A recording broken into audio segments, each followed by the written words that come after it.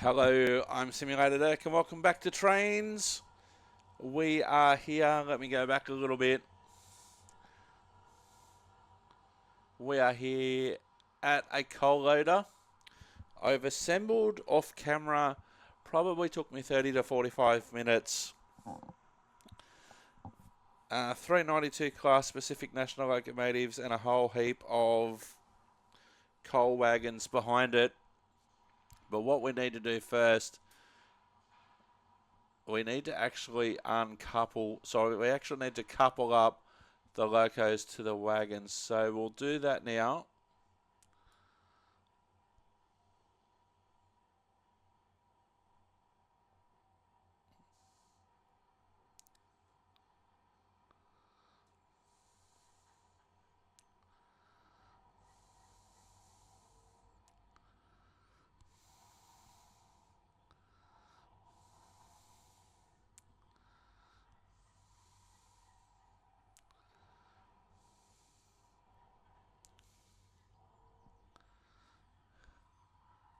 So we're still using the Donnybrook map, which we used before. So it looks like everything's going okay. So we'll stop the train there and we'll get our camera back into position. Now, I haven't set this train up on any timetable or anything like that, but I did find out that the coal automatically loads even though I haven't set a timetable. Unfortunately, I did record for about half an hour and then I realised that I'd routed my audio wrong. So you can now hear the audio, so I scrapped it, so it's not a total surprise what we're going to be doing now. But let's get into it. I did manage to convert my speedo on screen that you can't see to kilometres per hour, which is handy. Bit of horn.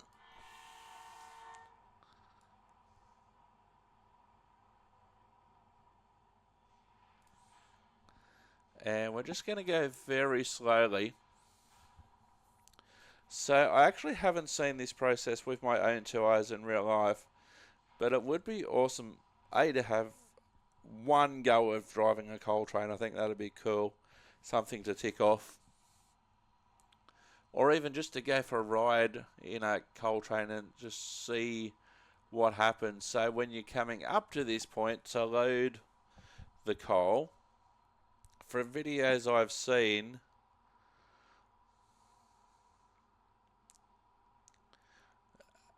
there's a person at the coal loader who operates the chute where the coal comes out of. Now, I have seen different videos where the person has had to stop, the driver has had to stop it and let each carriage load up. And then I've seen other examples where they've just driven the train slowly at speed like this. And it's up to the coal operator in the chute to manually drop the coal in with the train going at the specified speed, so it can go through the coal loader and load up the coal so the train doesn't have to actually stop.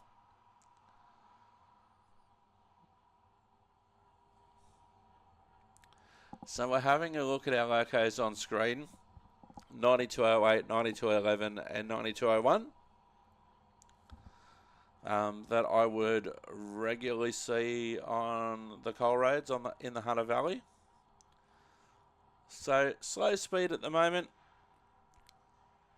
as we prepare to load up, and I'll show you that process shortly. Still using the same map. I actually deleted the train that we used in the last episode, and just from scratch I put these three 92 classes together and a whole heap of coal wagons. Not necessarily the most modern coal wagons that these trains would normally haul. Some trains still use this older type,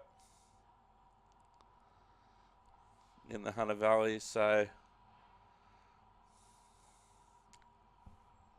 we'll go from there.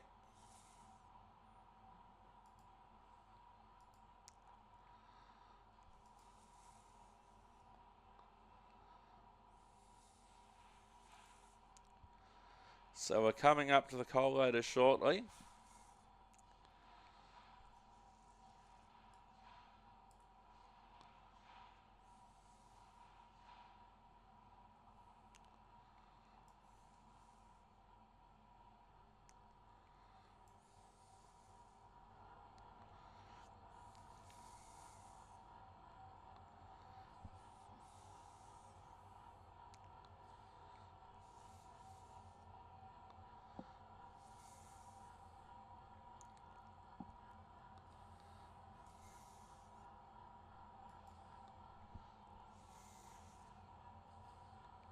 So there's the coal loader.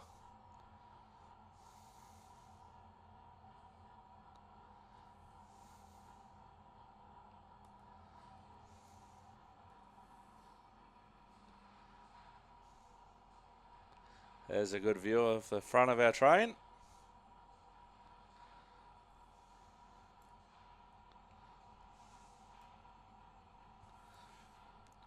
So the third loco is just about to pass under.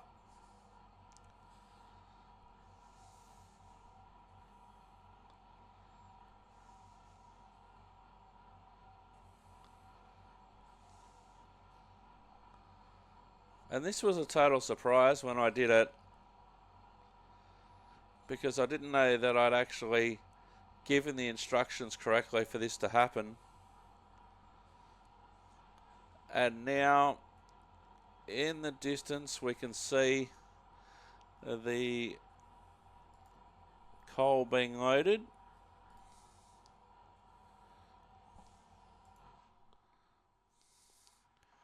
Whoops, let's play the game of let's relocate the camera.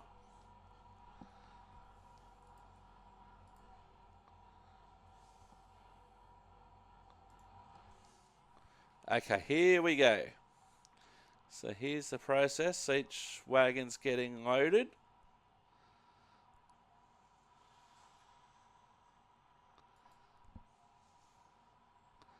Just need to, oops.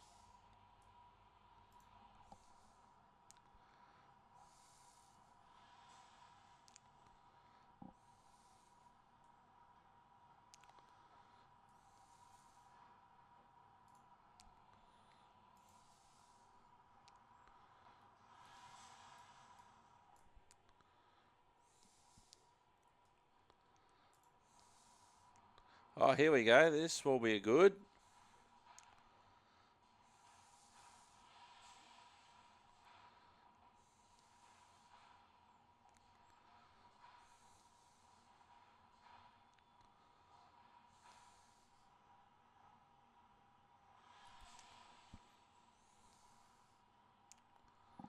All right, let's go back to the cab.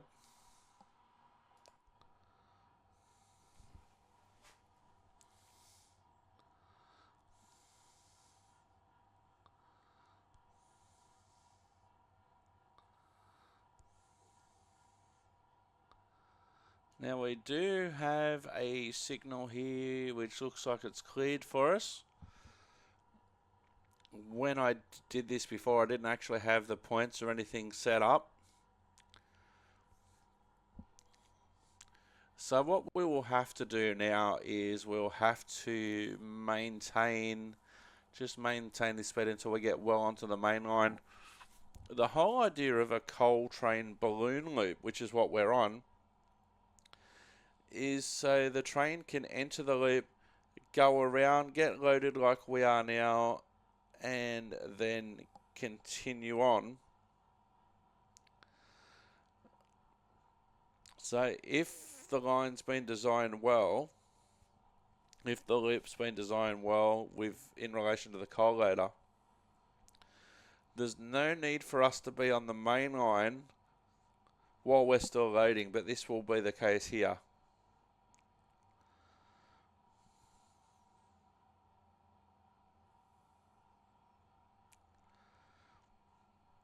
So the main line's just coming up now to our right hand side.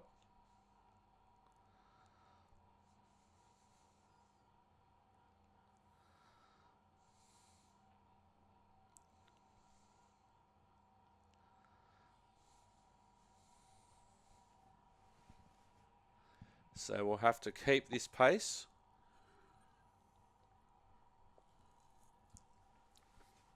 As I've mentioned before on other episodes, these locos would have a like a counter, distance counter. So the drivers would know how long their train is. And so they can set the counter when they're at the loading point. And then once they've driven the required distance for how long their train is, well, then they know that they're clear of the loader. I've never actually been to a coal loader. There may well be signs as well to help the drivers with that. I'm not sure, but they definitely know how long their train is, and with the counter on the train, they should be able to work out when they're clear of the loader. But I know from doing this before, we don't actually do that until we're on the main line.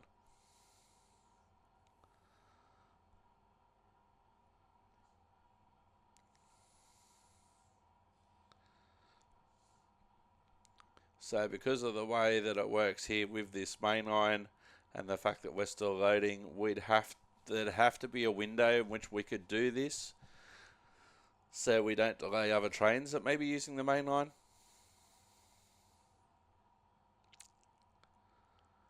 Preferably all the loading would be done and then the train would get to the entry point onto the main line and say, okay, we're ready to go, when can you take us?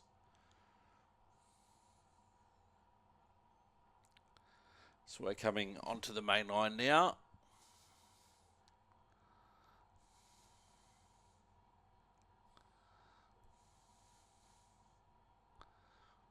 Because the whole idea is to keep the train just moving at this pace until we know that we're clear of the coal loader. The speed on the heads-up display that I know you can't see shows that our speed is 10 kilometres an hour. Now, when I'm just talking New South Wales here in Australia, it was only with the introduction of the 81 class in the 1980s that they had speed controls in the coal locomotives. From memory, it was 8101 to 8120 that were dedicated to the Hunter Valley coal roads.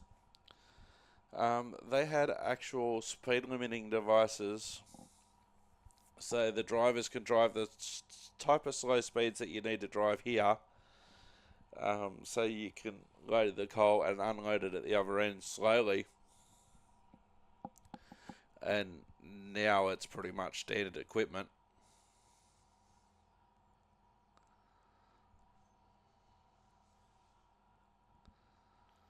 So we'll have a look in other areas of our train, see how we're going.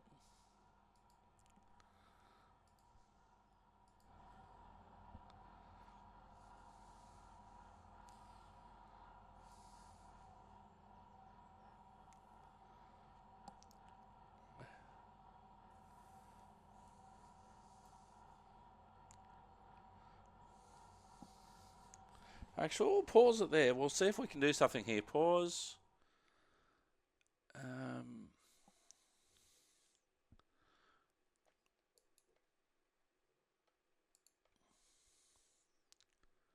View details.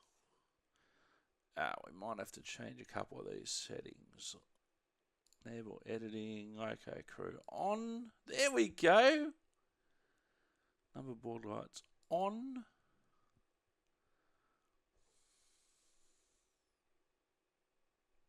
External lights on. There we go.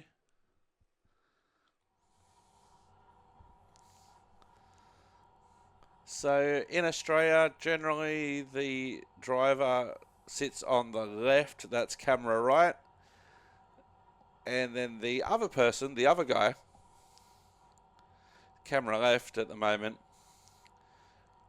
Got a few different names. A driver, assistant driver, observer, second person. In the old days, they were known as the fireman.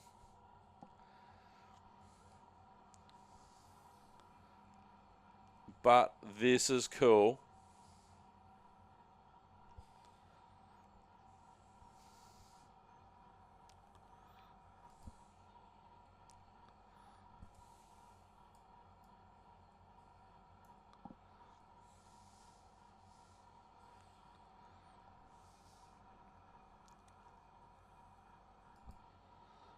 So what I'm also partially doing is constructing the credits from scenes such as this.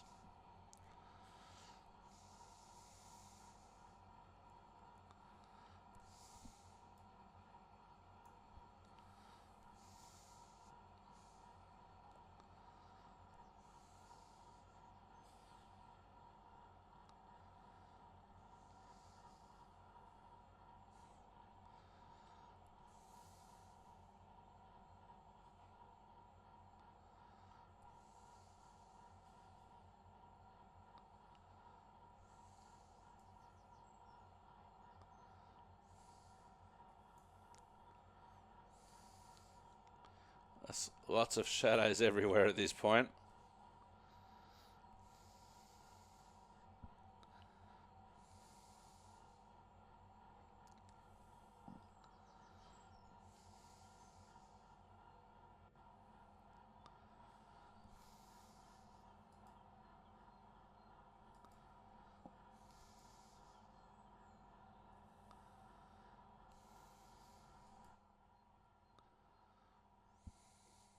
So now, if we look through the cab, we don't see the other in this view. We don't see the other person. That's a shame.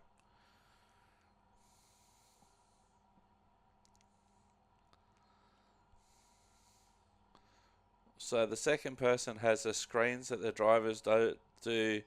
That have communication equipment over there and vigilance controls, so they can operate that along with the driver. Now, where's the ice radio on this thing? Or didn't they put one in? It's a kettle.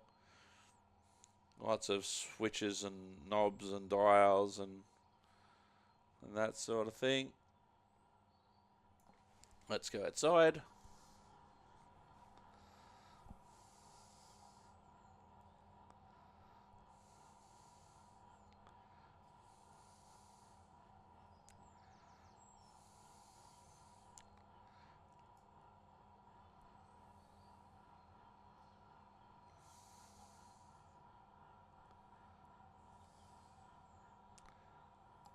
So this is the Donnybrook map. It is a fictional map based on New South Wales.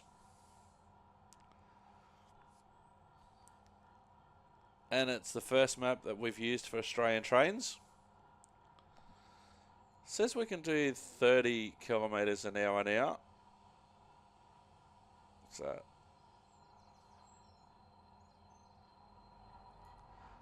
So we'd be clear of the coal loader.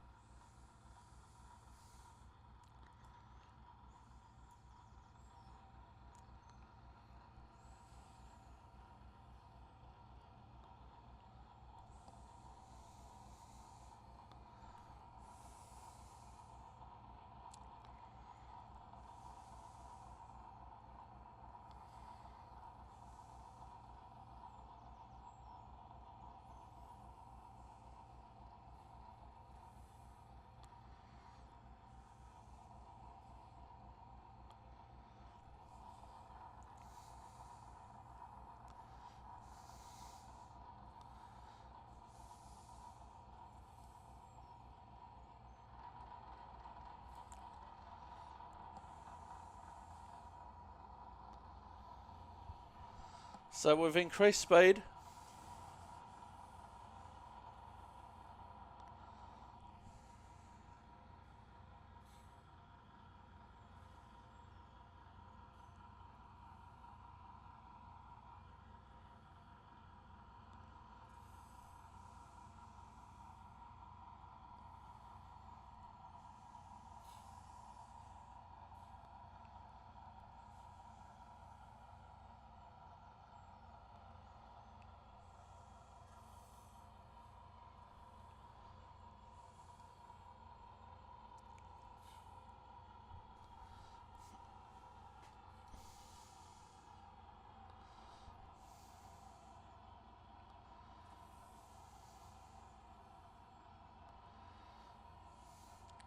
So this series is more about seeing Australian trains.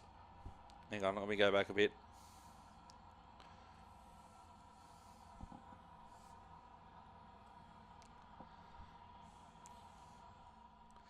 This series is more about seeing the Australian trains in the Australian environment, even if the environment is not 100% realistic. You can imagine yourself being in this scene and recognizing it from other scenes that you've seen and go, oh yeah, that's somewhere in New South Wales, rather than having Australian locomotives operating somewhere in England, for instance. Okay, there's a New South Wales signal that helps identify it. We've got trains that we would normally see, the Pacific National 92 class, and the coal wagons are Australian coal wagons that Pacific National would use. We've just seen a New South Wales signal. I'm no tree expert, but I'm saying these trees would be fairly typical. Okay, there's a couple of gum trees over there. So it's fairly typical of what you can expect to see in Australia. There are some people that have gone, the map creators that have gone down the fictional, but it looks like a place in New South Wales, or there's others that have gone to try to go down the recreation route.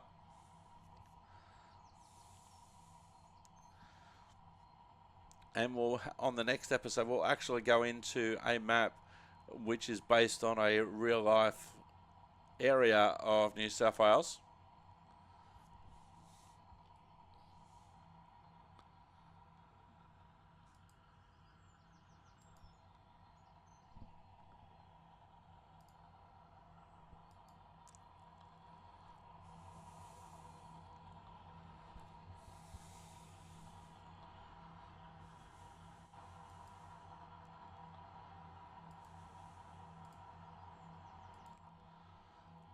So yeah, we can look in the cab and we can go,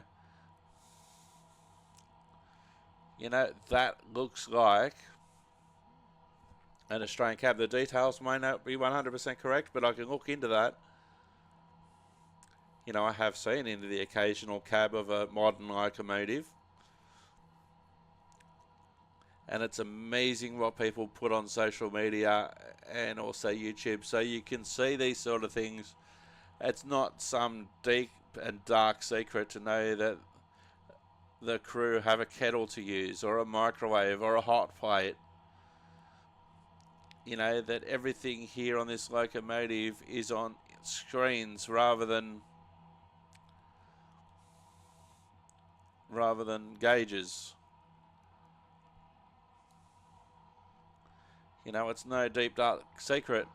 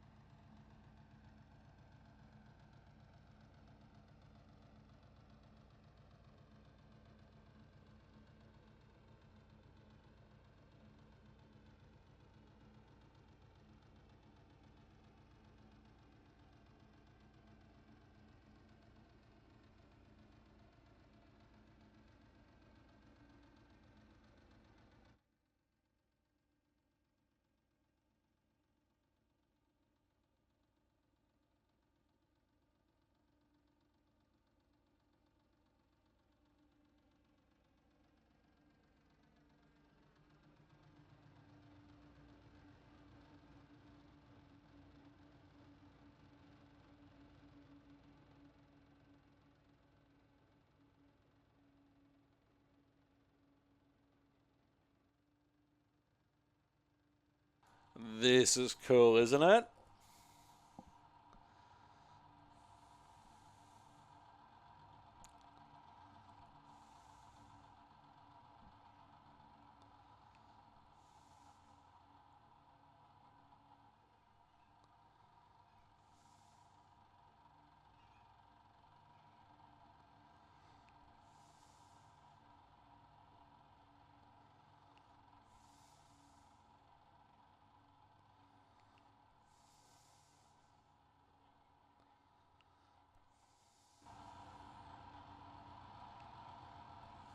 This is so cool. Glad I got this to work.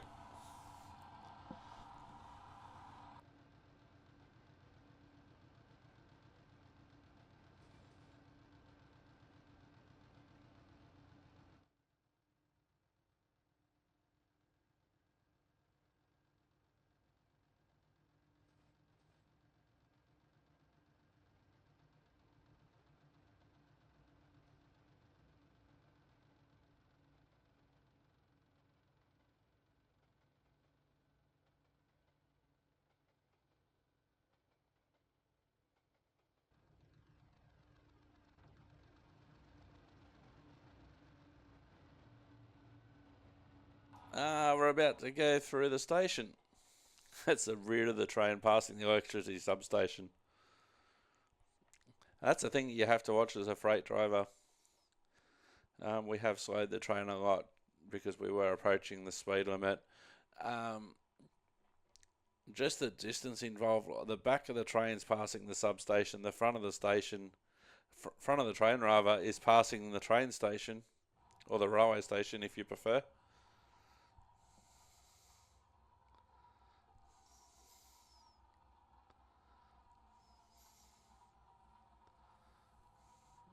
It's there somewhere, trust me.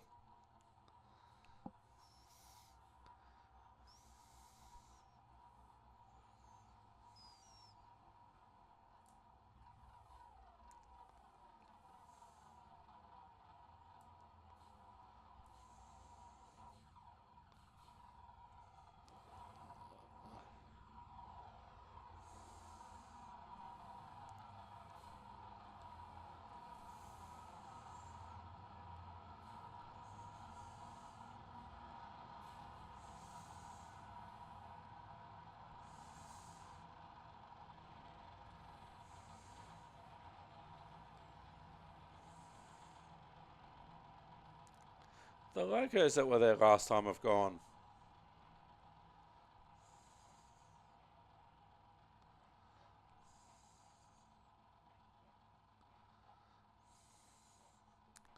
So we're almost in uncharted territory as soon as we pass underneath that bridge.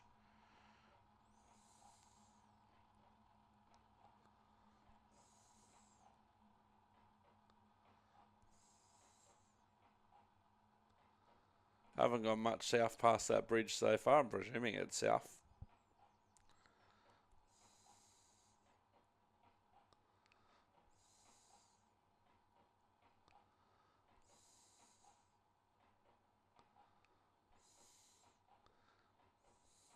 I think last time we did this, there were actually a couple of coal wagons that weren't loaded at the back.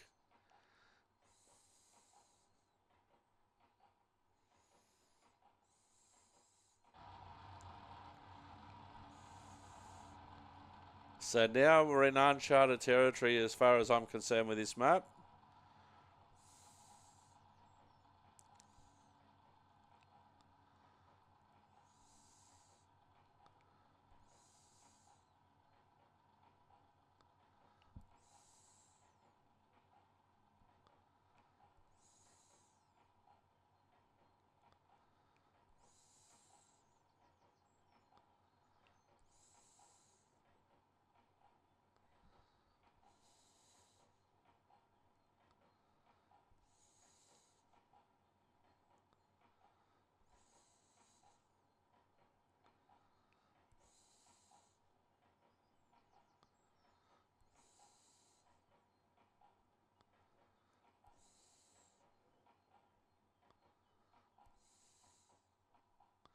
So there's the end of the train, and they're all loaded this time.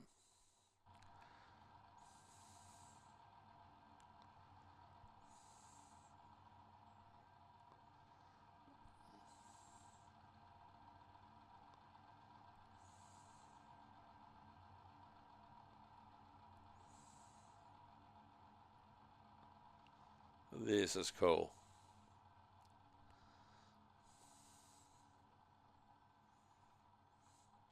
I can't imagine the amount of hours that would have been spent doing all this.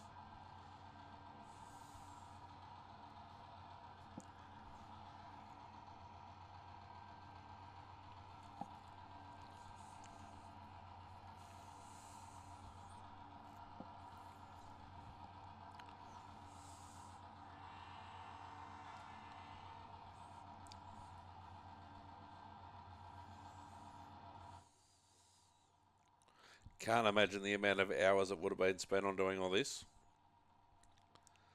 Even for, for a fictional route, that's hard enough.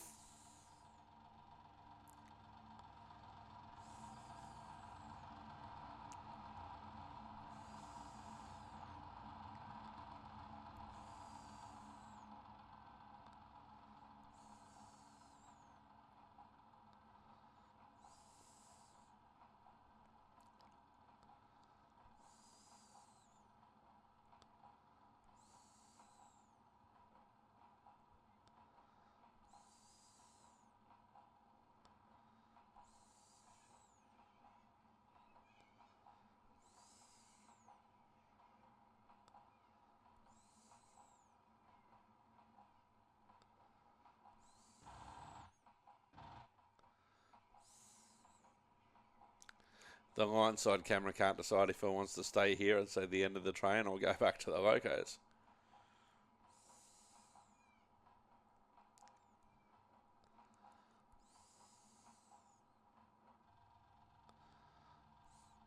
I can imagine this being in southern New South Wales somewhere, or even on the in the Upper Hunter. It's just got that feel to it.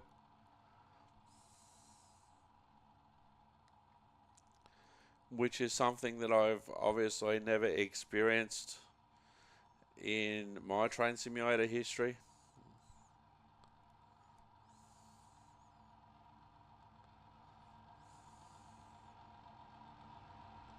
Oh, there's a 20 zone.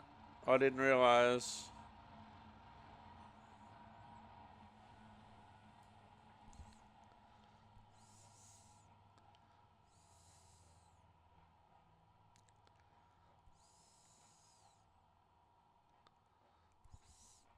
Don't want to totally slow the train down to stop. Well, stop, but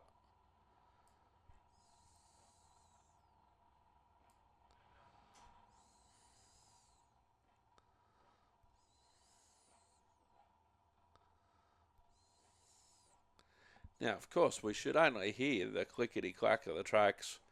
We shouldn't be hearing the diesel loco at the moment, and we can't. Oh, I can hear some birds.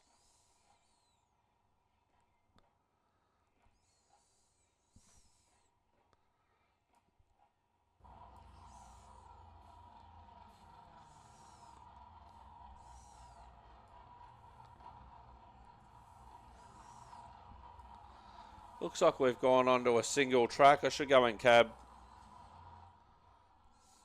So we've gone onto a single track.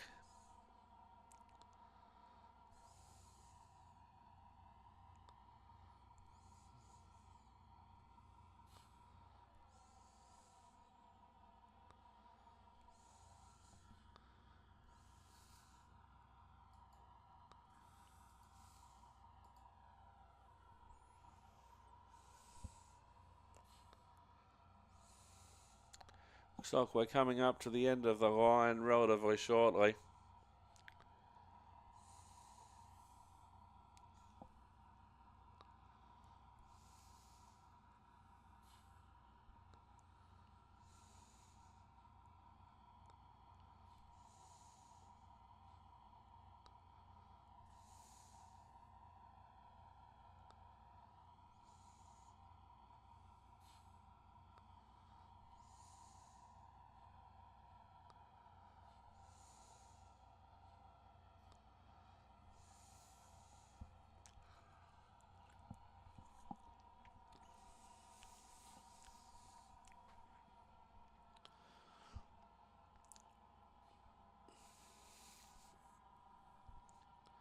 Oh, we can go up to 65 again.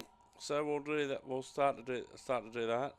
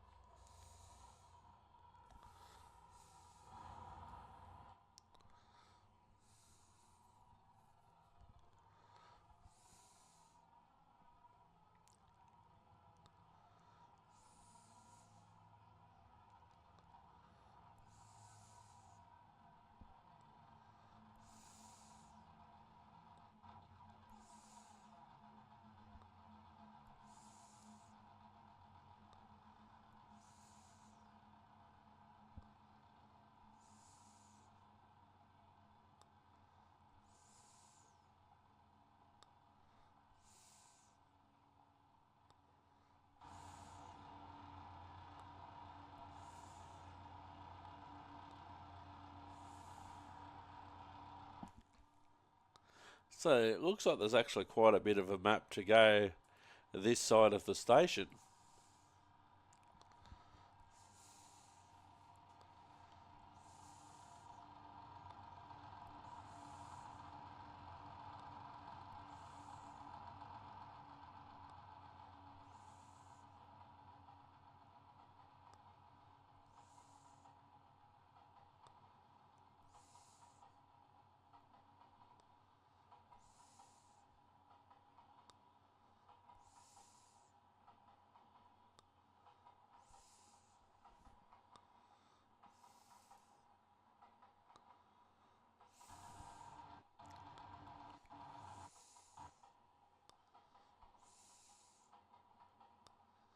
So all the wagons are loaded, which is nice.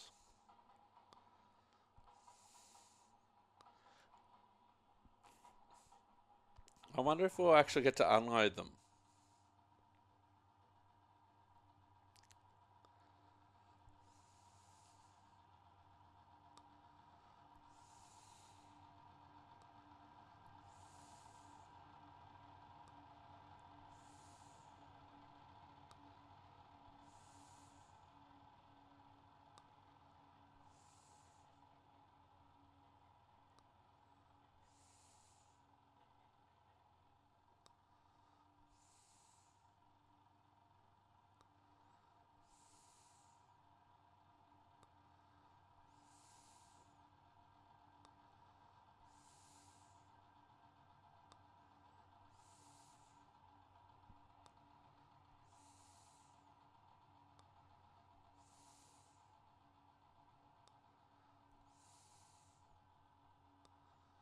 Isn't this amazing?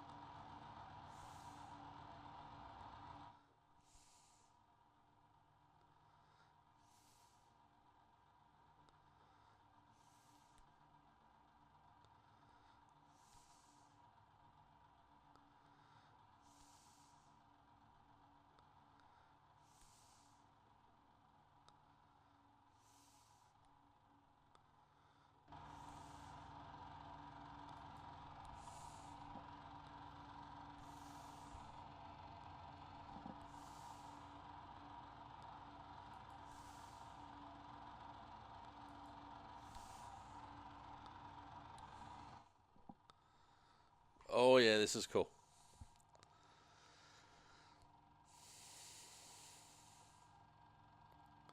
I can imagine just sitting here for hours just to see this train.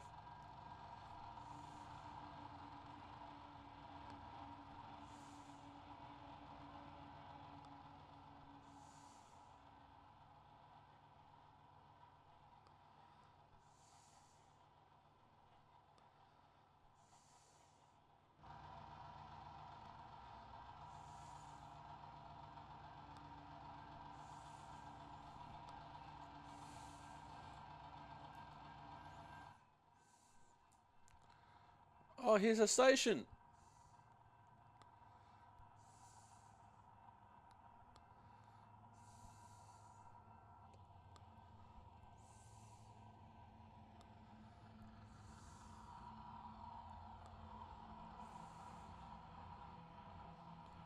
This is cool.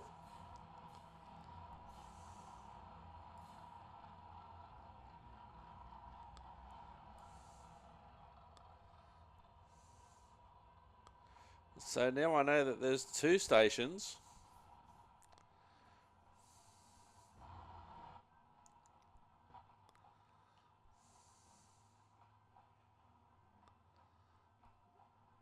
And there's a level crossing nearby somewhere that I can't see. I can just hear the bells.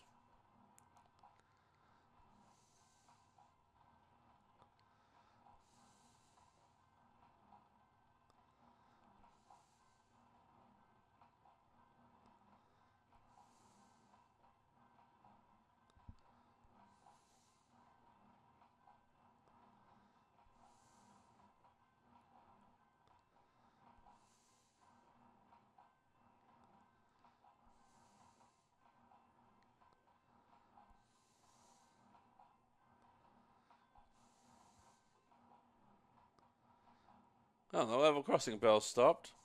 The train's still going.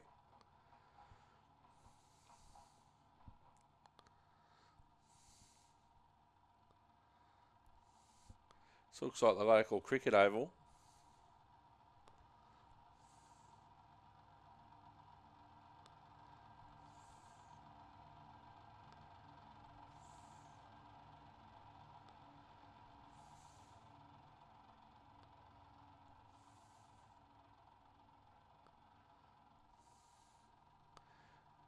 Australian speed signs. There's a level crossing. Australian speed signs.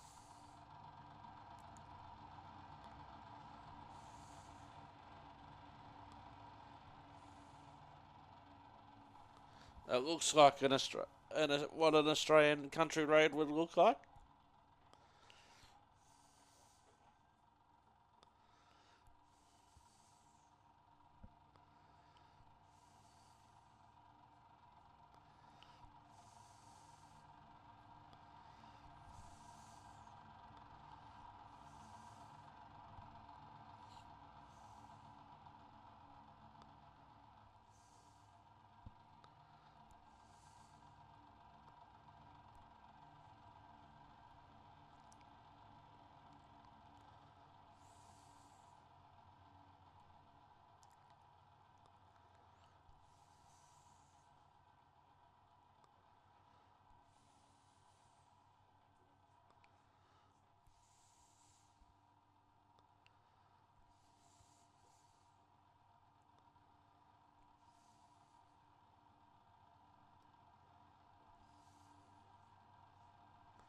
Oh, we can go up to 100 now.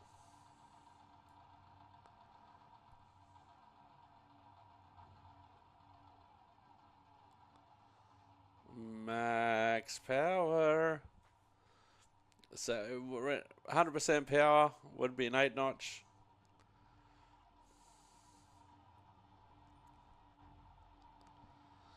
See the smoke coming out of the exhaust of the locos.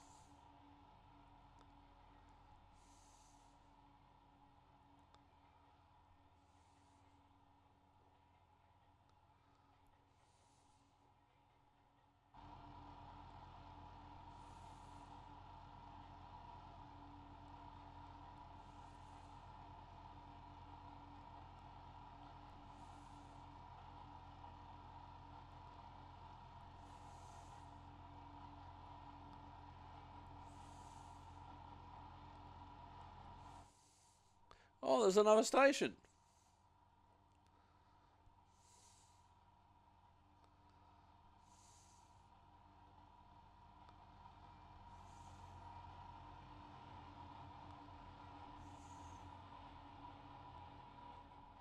Every man and their dog are waiting just for the train to go past.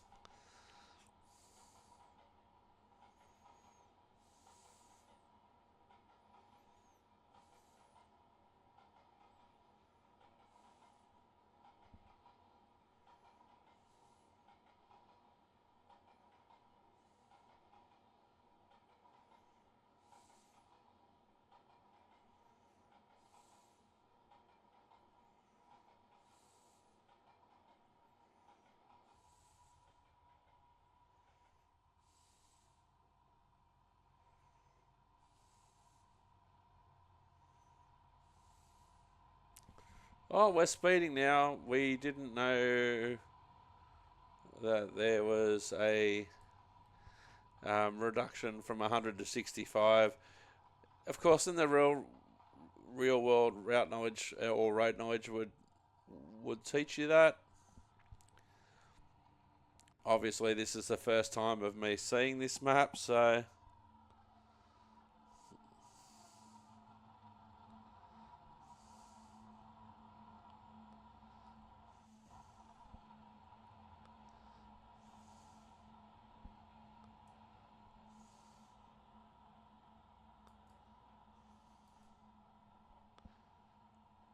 we appear to have a fair bit of clear track in front of us. Looking at the map at the bottom of the screen.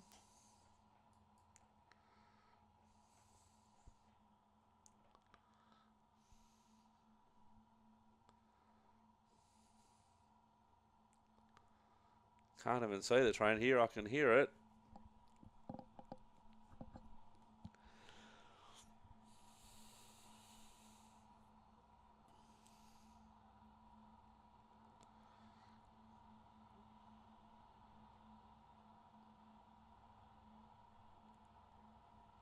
Ah, there it is. Up high on the embankment through the trees.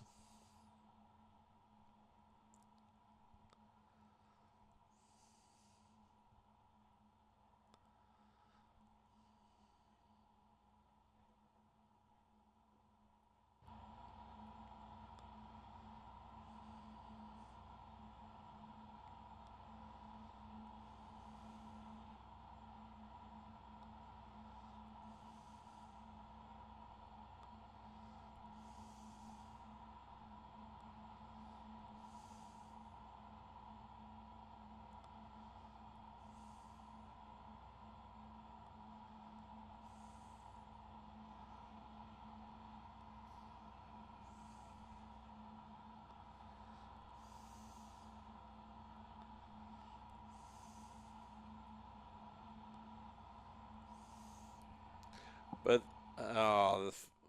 the progression that I've made using Trainz in the last 3 days in real time is amazing. I've never been able to get this to work before. Now it's working fantastically.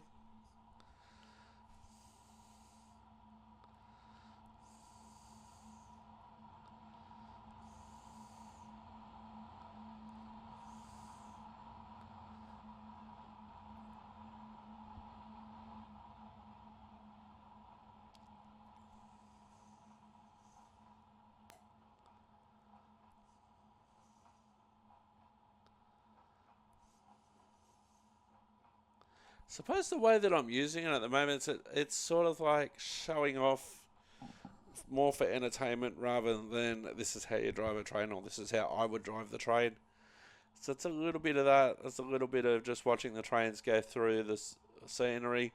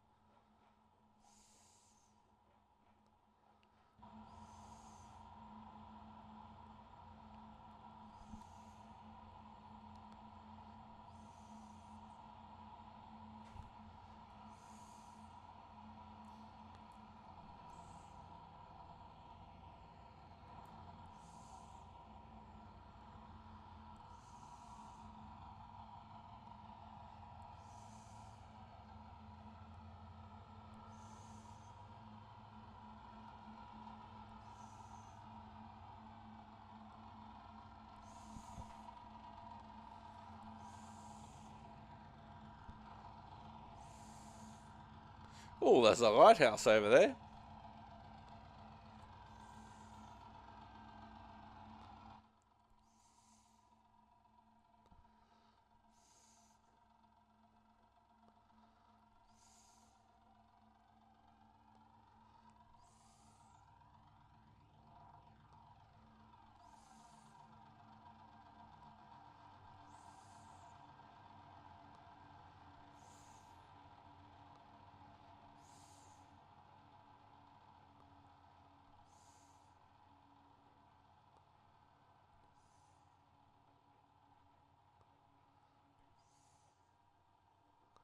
Oh, this is a different view. Going over the bridge. This is nice.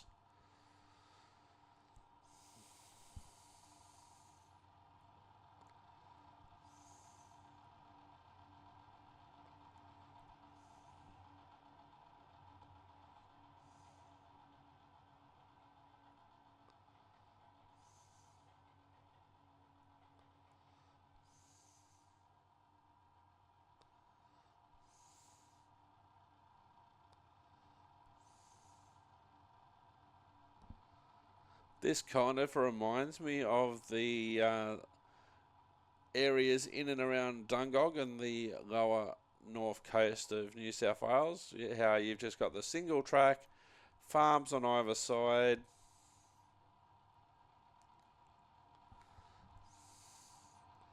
We are starting to approach our speed limit, so we'll reduce the speed a little bit.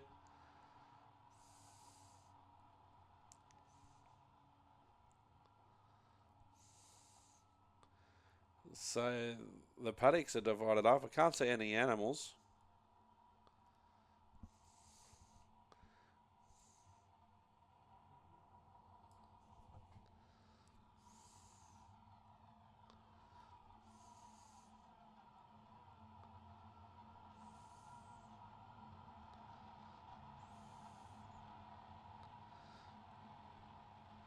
Oh, there's a semaphore signal.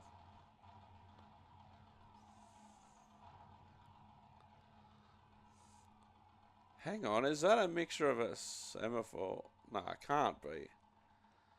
Mixture of a semaphore and a colour light.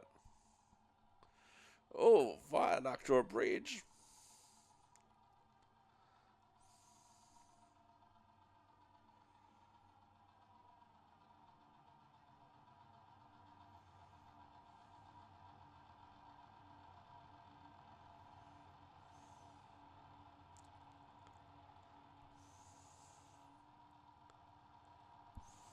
Oh, there's a 40 board that I didn't see.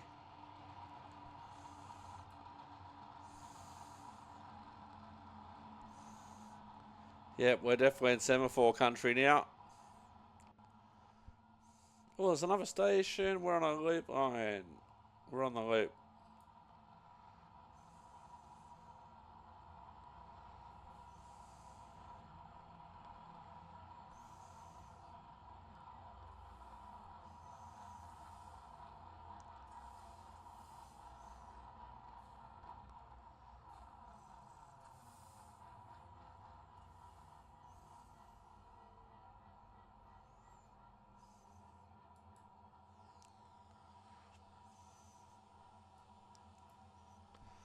We should change cameras for a moment.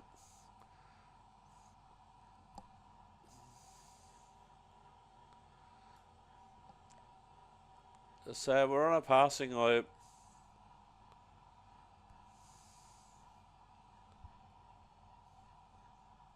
So we'll go in cab.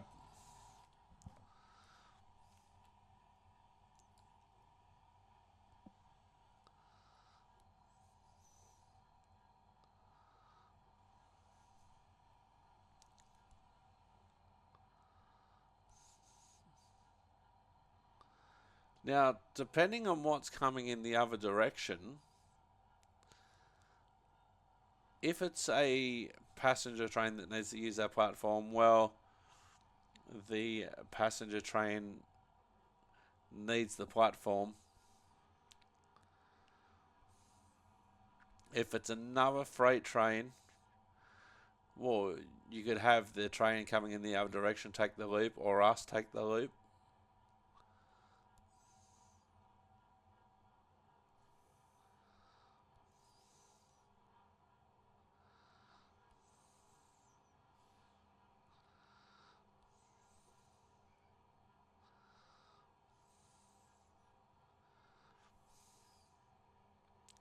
Now, of course, in the steam era, loops were more prevalent, and they were also shorter.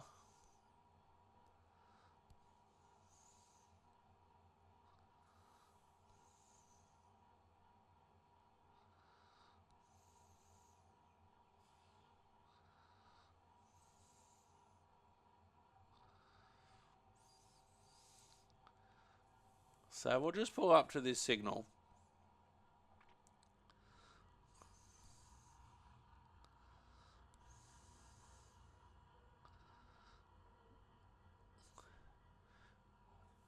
And we'll explain semaphore signals a bit and this loop.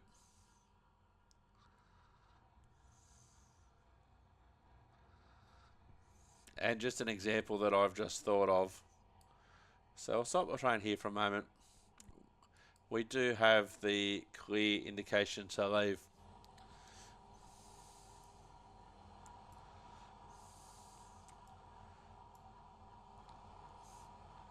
So we've got the semaphore signal is cleared.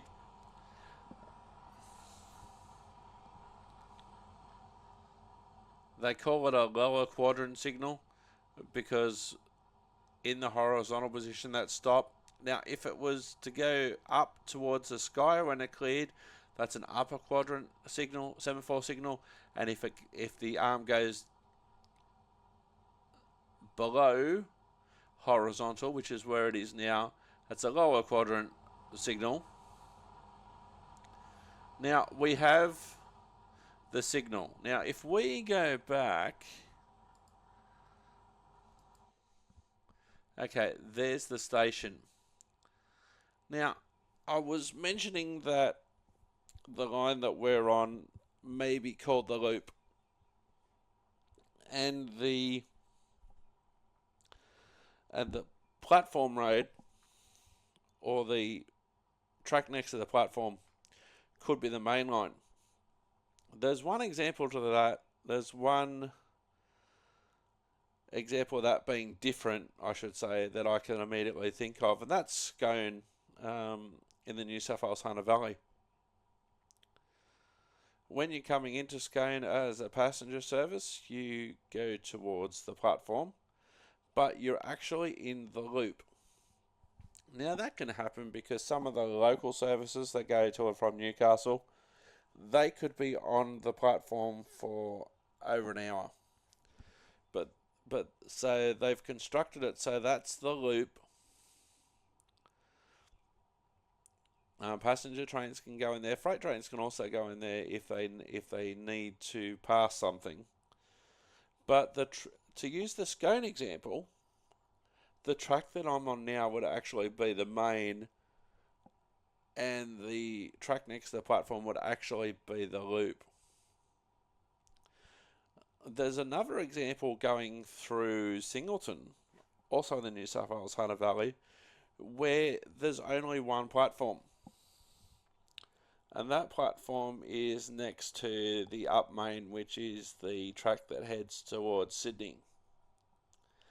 So, under signals, a train going north through Singleton, and maybe a local service, or it may be the Explorer service, that will actually cross over to the up main, pick up and drop off the passengers, and then cross again onto the down main after the station.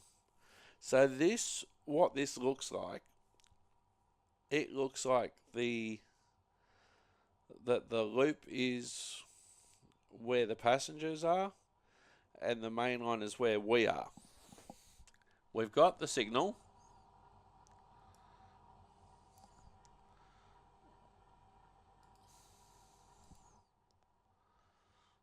So we shall continue.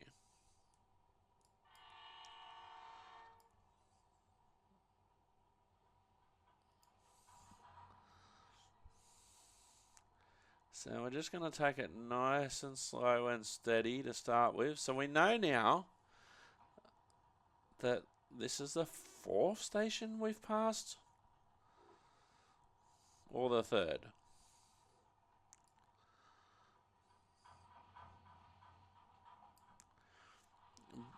But we know all of the stations are in this direction,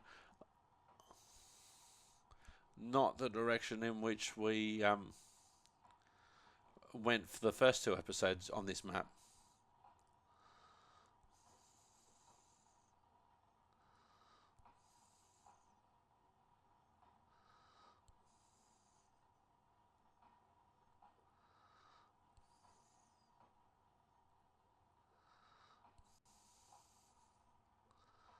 So I'm just going to go at slow speed at the moment.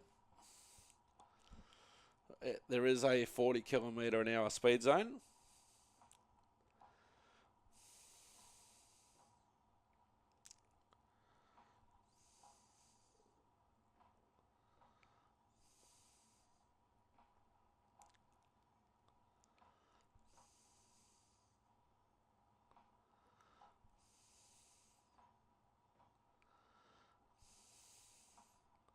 So if there's no train in this scenario, if there's no train waiting at the platform, I dare say that the track that I'm on is actually the main line.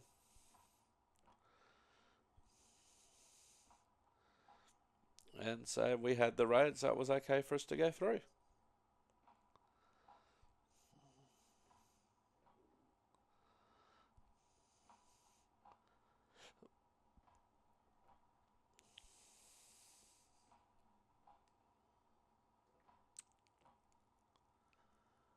So I don't know the period in which this map's set, but there's a range of colour lights that we've seen before, now the semaphore signals.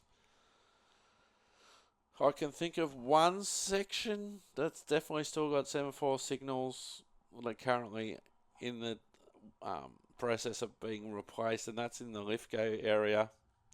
Oh, we've got some fire trucks there. Rather urban looking fire trucks.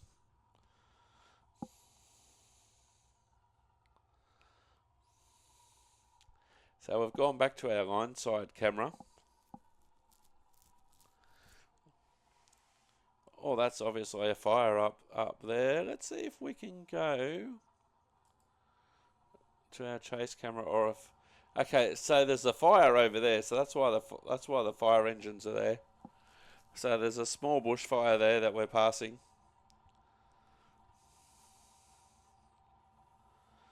That's cool. I never thought I'd see that.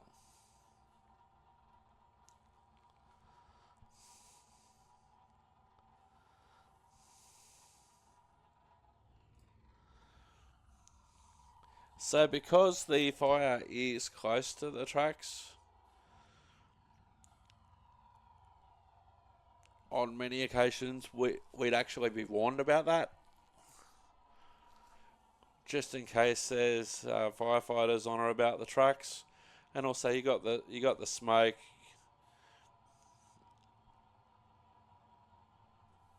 And also, fire service on scene. Maybe it's just smoke. Maybe there are actual flames.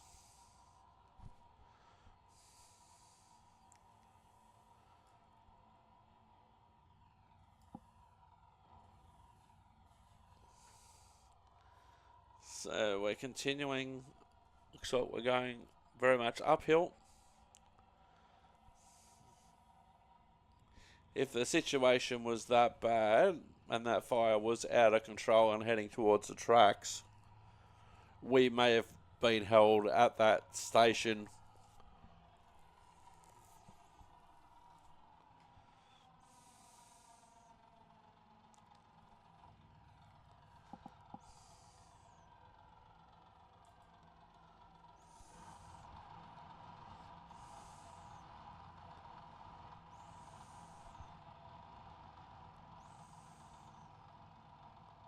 So we're going back to the line side camera.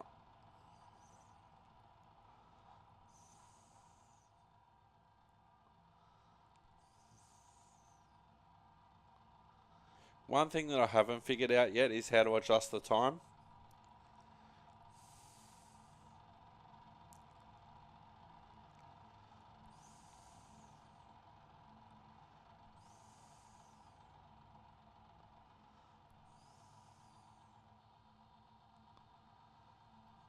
Oh, I can hear cicadas.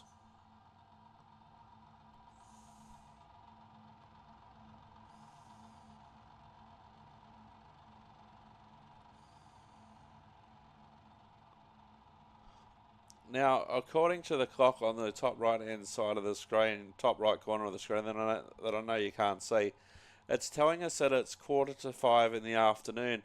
I don't know when this is actually set, so I dare say this may be summer because there's still lots of light.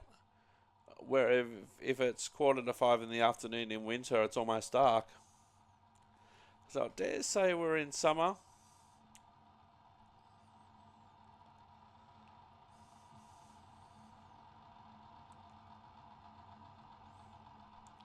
Because I didn't write the scenario or the session. All I did was plonk some train locos and some carriages onto the track and just said, let's go.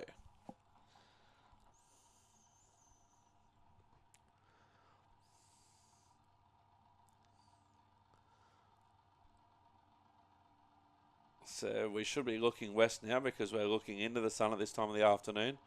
Nice backlit scene as we go over the bridge.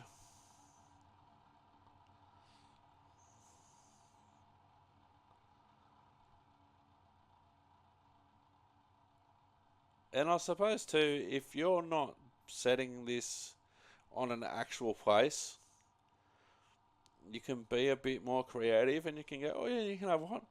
I want that bridge there. I want this train to go uphill, downhill, through a tunnel. A few different types of bridges. Here's another one, an older style bridge.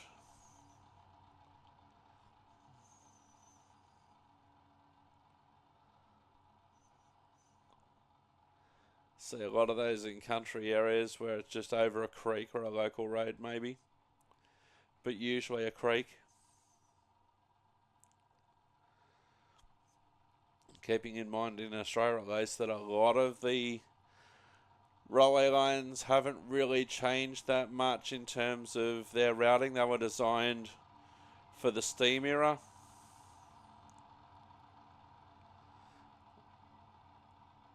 And while the infrastructure's changed, the routes not necessarily. I think the state that's put the biggest effort into that into Australia in certain spots is Queensland, especially on the north-south corridor between Brisbane and Rockhampton, where they did do a lot of line straightening.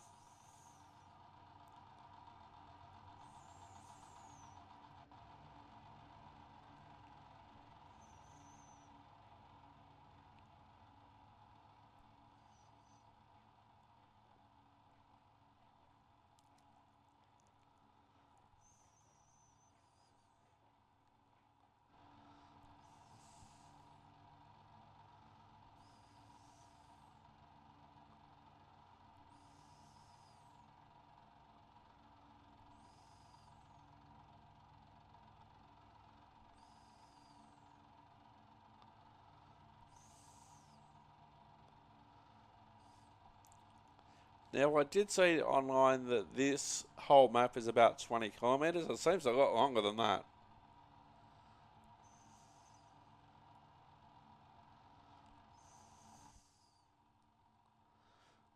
Oh, this is nice.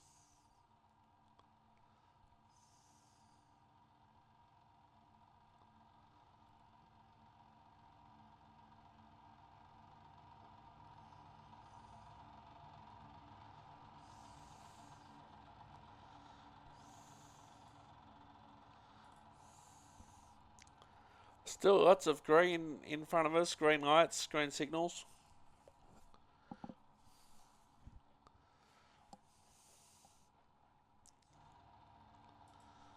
Oh, this is good with the viaducts.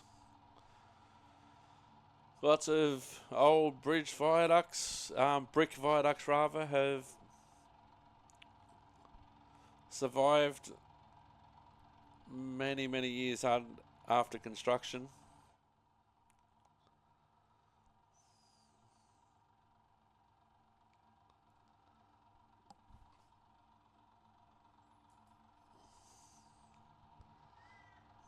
You got to think, where's the train? Oh, there it is.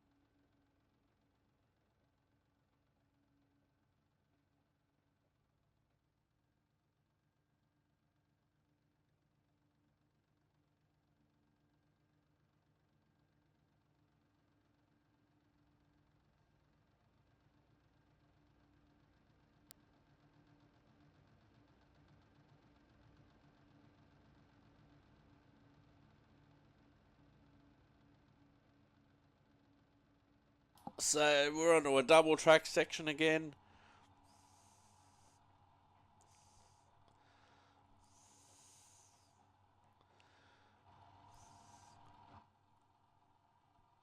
I was about to see where that truck went, and then the camera changed on me. So I'm not sure if this is a mainline loop situation or if this is an up and down situation with the two tracks. Oh, our speed limit's just gone up to 80.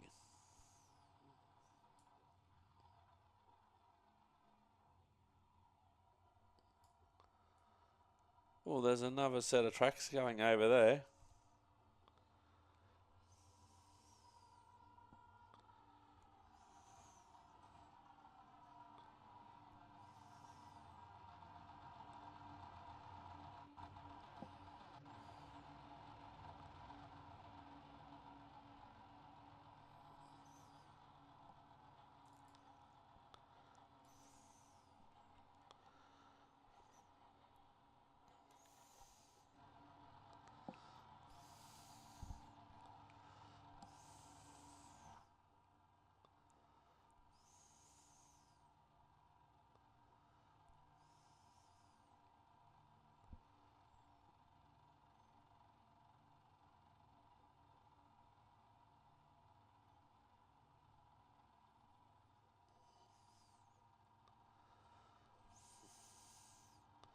There's a ground frame. There's a 6-car marker.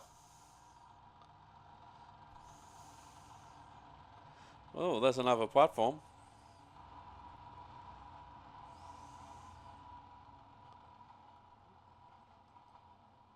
That's cool. They've even got the old style indicators there. One for each direction, I presume.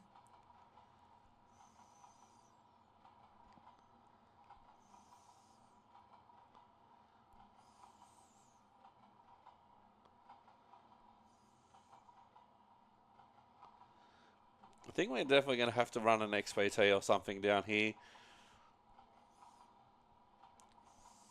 I haven't seen any XPTs for sale, but they are available via download.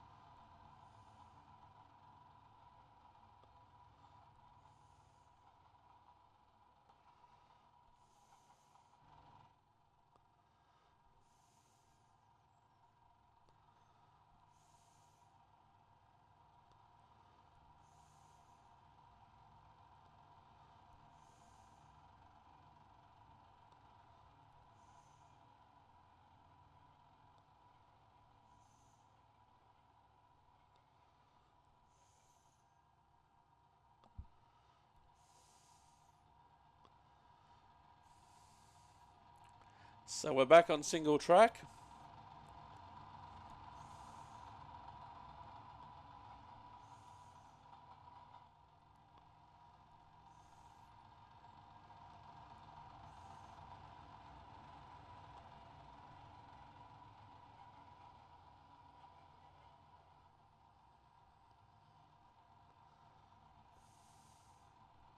Looking west into the sun again.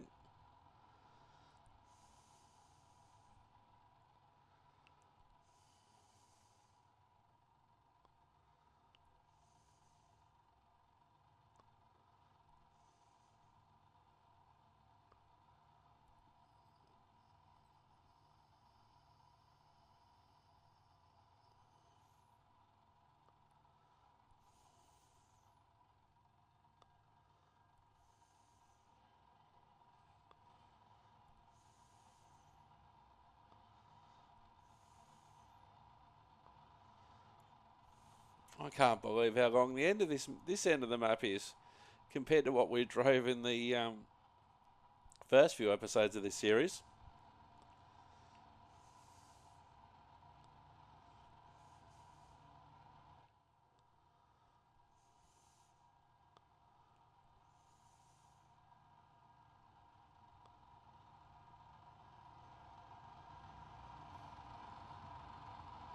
That's making the credits, if I remember.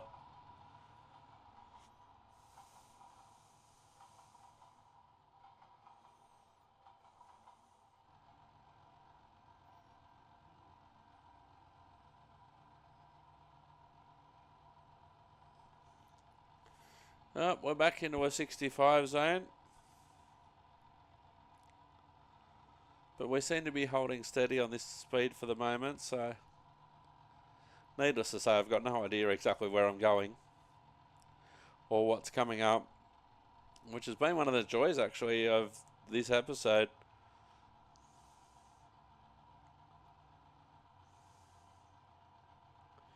Look at the length of those shadows of the locos as it passes over the viaduct, over the creek or river.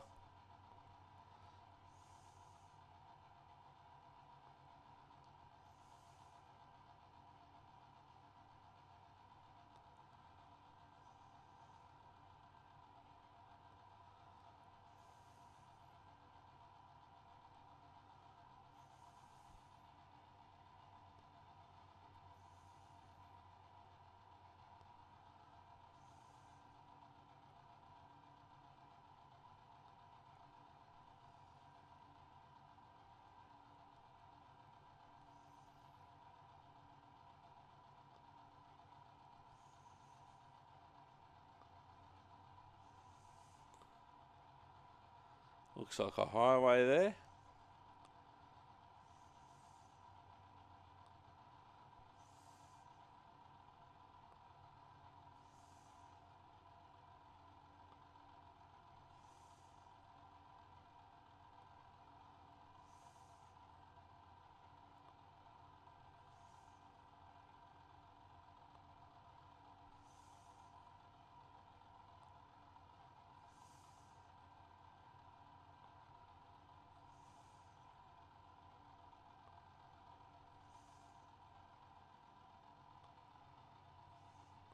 Oh, we're in a 40 zone.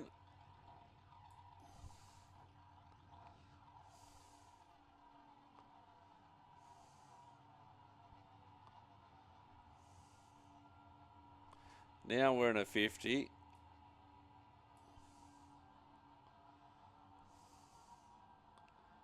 It's another level crossing coming up.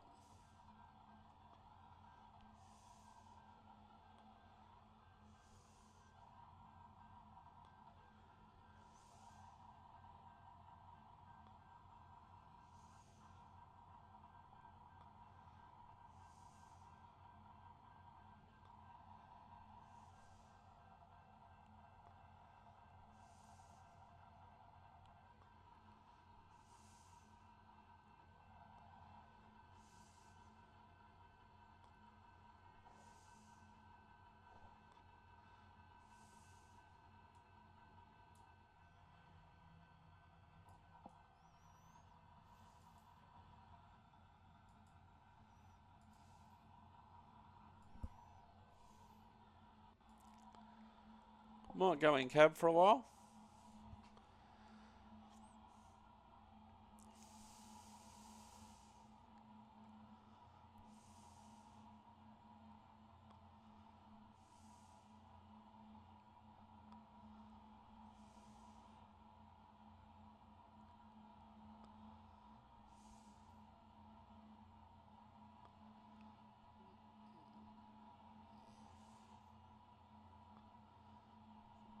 Let's have a look and see what we've got coming up.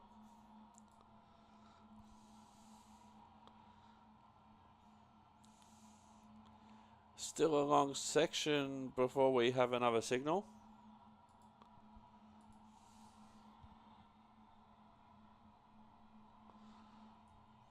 We're in a 70. We're in a 70 zone now.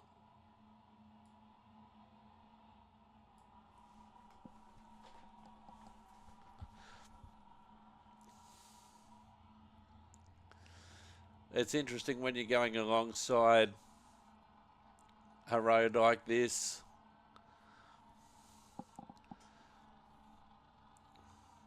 And especially if I'm riding on a heritage train, for instance, I can remember would have been, 3 years ago now that I went to Werris Creek on a heritage tour.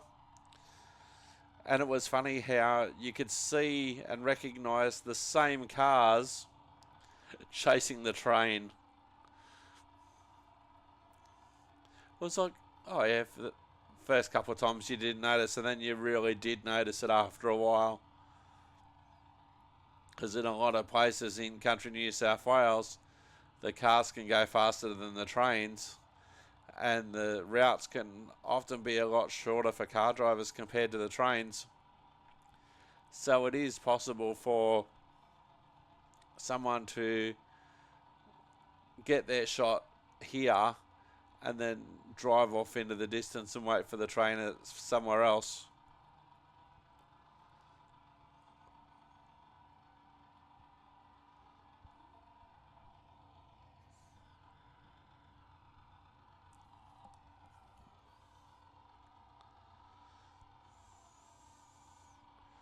Oh, we're coming up to, in a few kilometres, Donnybrook water. So we're coming up to the area that the map is actually named after. There are a couple of different Donnybrooks in Australia. None that I can find actually in New South Wales. I think there's one in Victoria, which is the one that I probably associated more, and also in WA that I can think of that I found.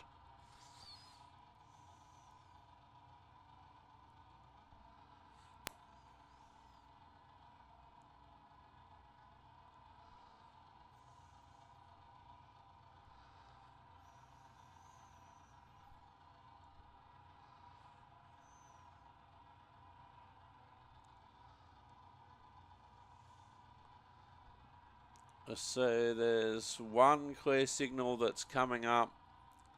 Then we've got a bit of a drive into Donnybrook water.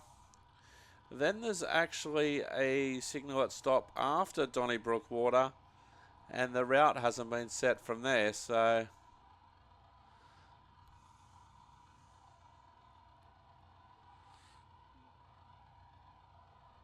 it'll be interesting to see what we're actually coming up to. Clear signal.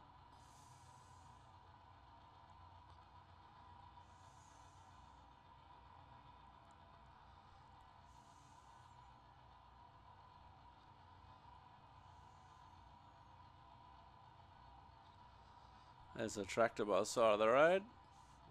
Oh, they're doing some roadworks on the road by the looks of it.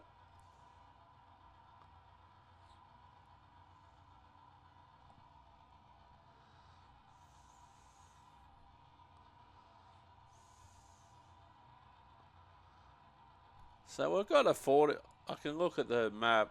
I can see we've got a 40 coming up, so I'm just going to drop the speed back.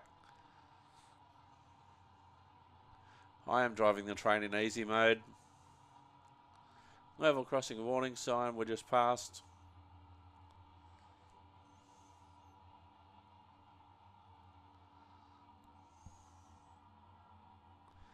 Coming up to clear signal.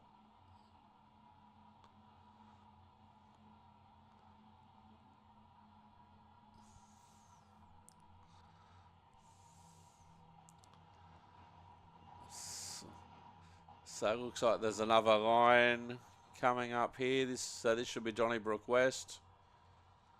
That's in the distance.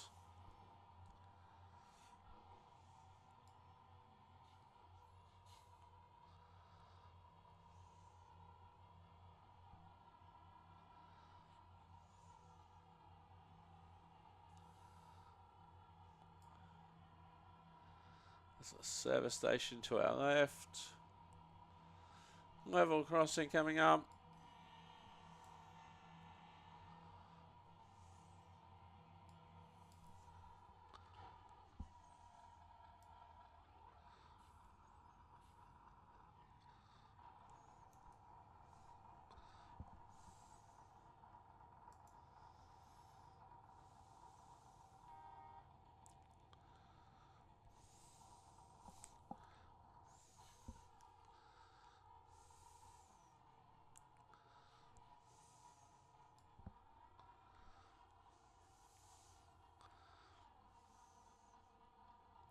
So this is Donnybrook West.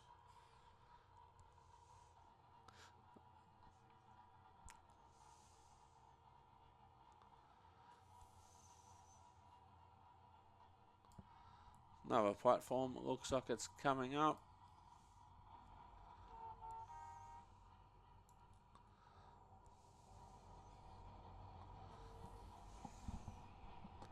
So we're just going to crawl in. There is a 25 board that we've just parked. The other side of Donnybrook, there's a 40, then there's a 20.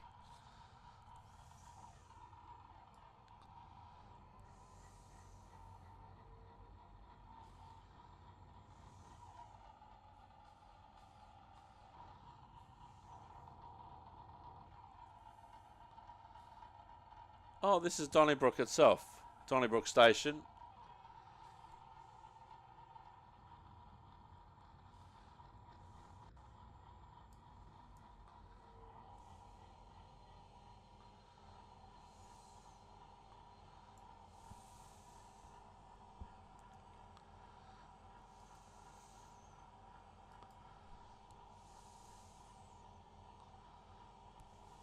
Whoops, didn't want to go that close.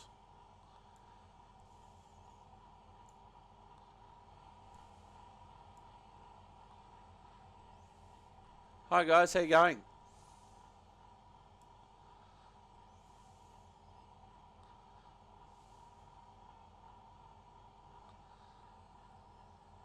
Yes, this side's definitely the better side.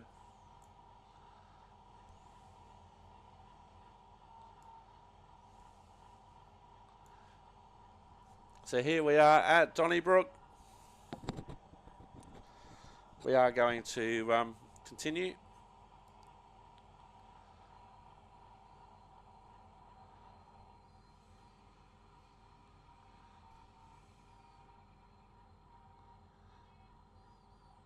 Lots of beeping horns. It's an old crane for the old goods siding.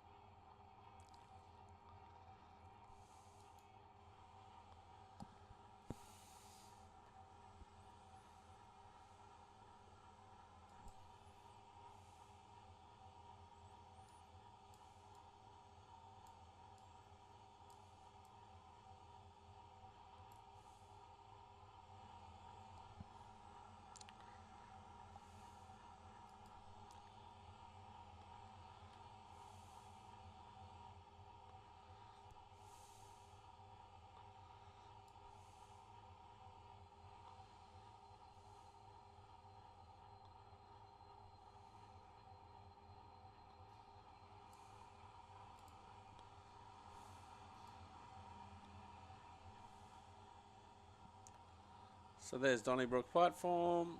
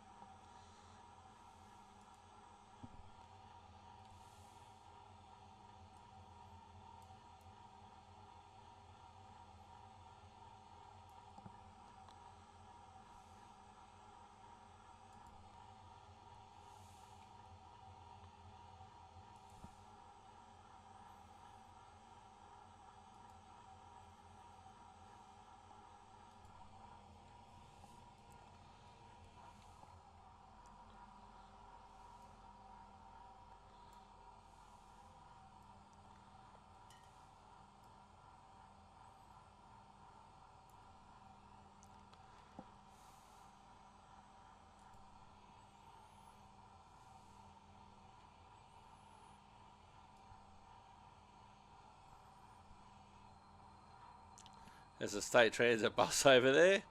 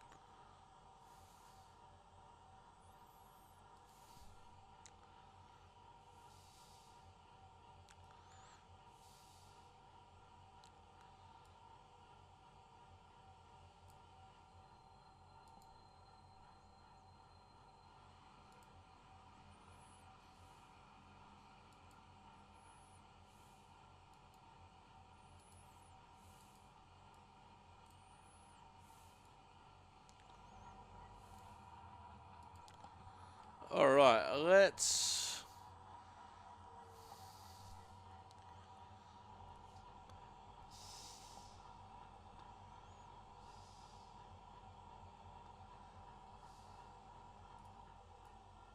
I just lost where I was.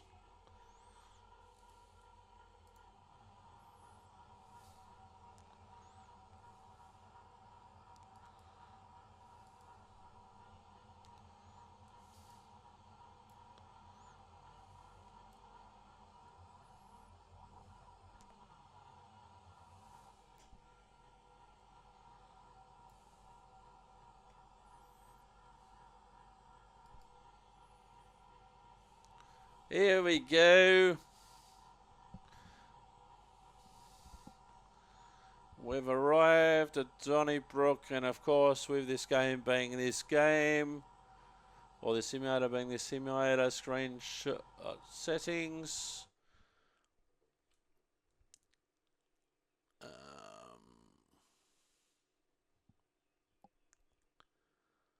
I wasn't expecting to go to this screen. I just video settings. Wasn't expecting any of these interface settings. Driver settings. We'll change that while we're here. I was expecting the normal. That will have to do. Screenshot taken. Oh, you have to do it the old school way, not the Steam way of F12. All right, let's continue. Say goodbye to the people of Donnybrook.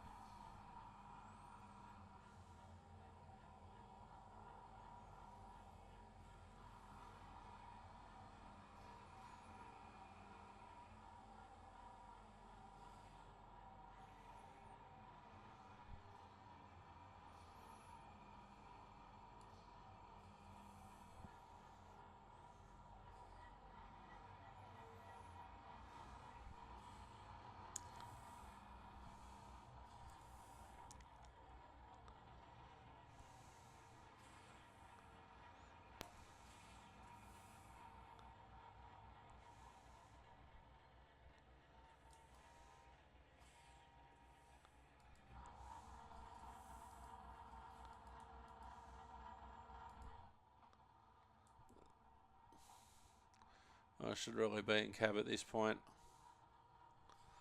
Let's see, what have we got coming up?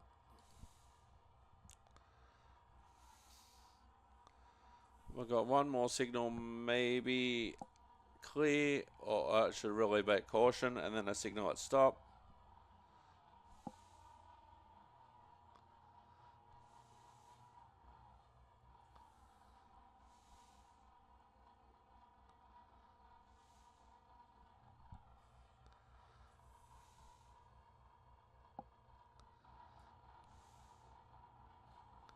Hang on, is that a train order sign? We're going into train order territory. Or we're in train order territory.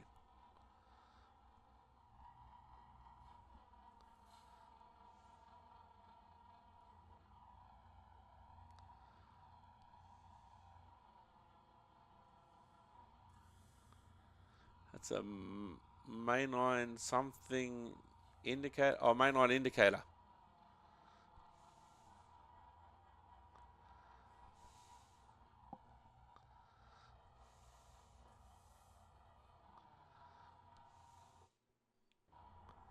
I was going to say, where did our audio go? There it is. Oh, there's a container depot with a few different wagons in it.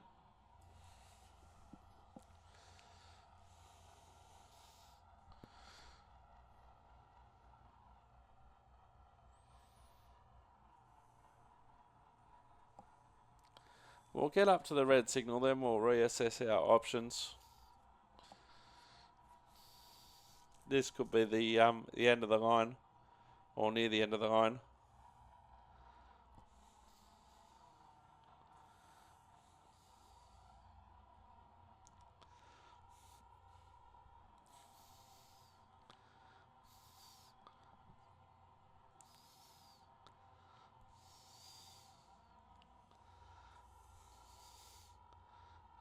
So if we got this mainline indicator there for the points,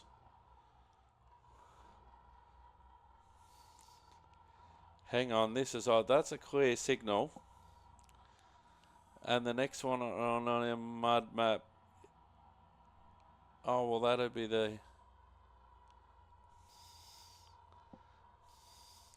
next one's showing clear.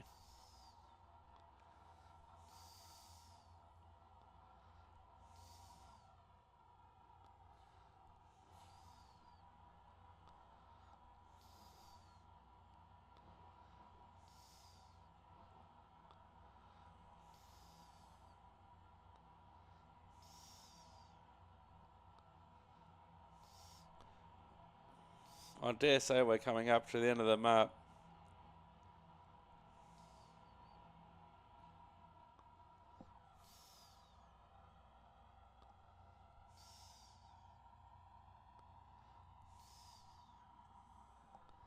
So we're coming up to a signal which in theory should be clear,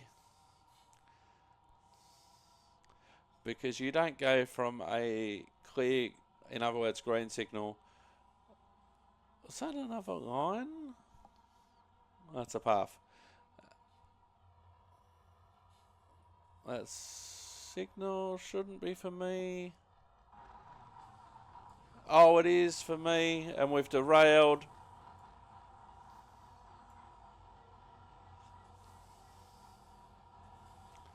Anywho, I have been Simulated Irk. You have been wonderful. Thanks for watching.